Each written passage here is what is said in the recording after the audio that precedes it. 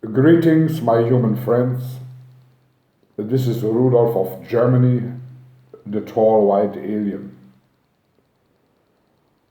Today I would like to give you a piece of information which you may have in this form never heard before, and it will explain to you one or the other thing leading to the situation we are in right now on planet Earth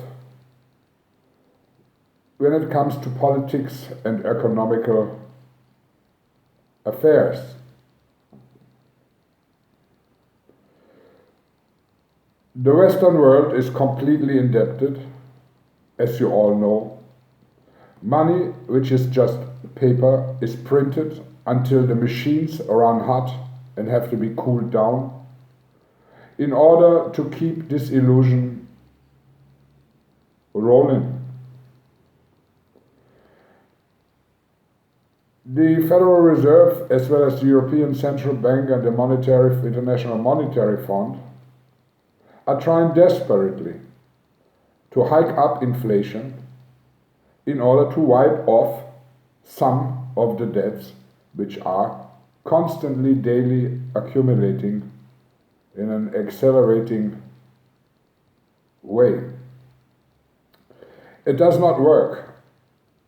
At the moment, inflation is still stagnant, and we have rather a stagnation than an inflationary environment. And so this misery has to go on, and debts are heaping up on debts. The last chance in such a scenario for the banks, which are the main force behind all of this and have brought themselves into this misery, the last chance for these powerful banks who basically financially run the world and are also behind the Federal Reserve, which is a conglomerate of several banks, is to bring up inflation sky high. Only when inflation or hyperinflation is being in place, most of the debts of the banks and the governments will be erased. And the circle, which you know, the economical circle, can start all over again. An example, let's say you pay for a cup of coffee right now $1. And in a hyperinflationary scenario, this cup of coffee eventually will cost you $100 in a matter of 1, 2, or 3 years.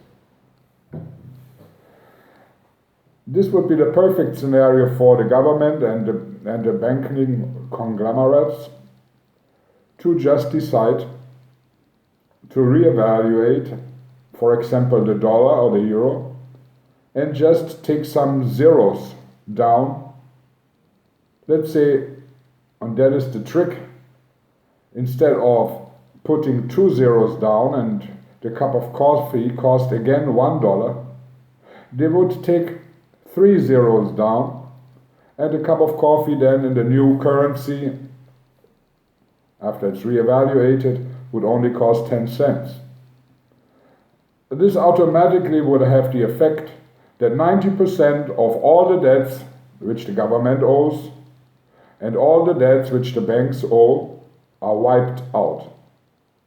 This is the perfect scenario, and that's why there's so much cheap money on the way, and the Federal Reserve, the Monetary Fund, the European Central Bank hoped over the last few years that that would make inflation rampant, and with this higher inflation they could do that readjustment of currency as they have done it before. For example, in Germany back then, you could pay $100 billion for a loaf of bread, and eventually the money was replaced by a new Reichsmark. That was the idea behind it. But so far, year after year after year after year, it just don't happen. And the debts are accumulating at an ever increasing pace. So what is there to be done? Number one, you can print more and more money, 10 times as much, 100 times as much money. That would lead to the same situation eventually as they had in Germany, where money is printed, but it has no more value. That would be the hyperinflation situation. But it seems not to work, since the money is not going to be circulated around, but is just tucked away because people are living in fear that they will be impoverished in the next few years because of the economical and political situation. There's only one way in order to wipe out all the debts, have this hyperinflationary scenario, and at the same time do it internationally. This only way, the last resort, is an international war. In an international war, all the currencies will also be taken down, and at the same time you will have a situation where even the ruble, the Russian money, also will fall bottomlessly down, as well as the Chinese currencies. This would be the idea behind it, and then after this is done, there would be a new currency put in place. That's the plan. It's the dollar and the euro dollar pari with the same value. Both would have the same value and would be tacked to each other and would rise and fall in the future accordingly together. This way they would have created a one currency situation in the Western world, and also would force the Russian government to go along with it. But as I said, this would take an international war. An international war which can very easily lead into an international nuclear war. And that is the danger which they play with. They know an international war would bring all the debts down and would let the ones who are in power right now start all over again, almost debt-free, with a lot of possibilities to buy up whatever assets, real assets, are there. And real assets are basically three things: human labor, real estate, and gold, precious metals, silver. These are real assets which would be bought up and confiscated by these people, so the power would be even more concentrated on the top.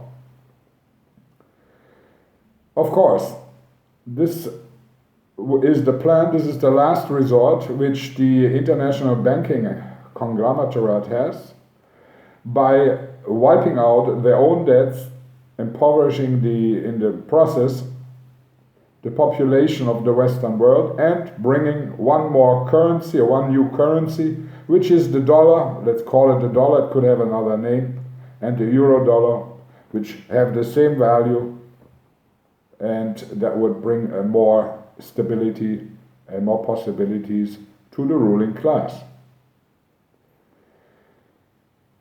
This war can only be avoided, could and would only be avoided if Russia and China would work with a very interesting trick against it.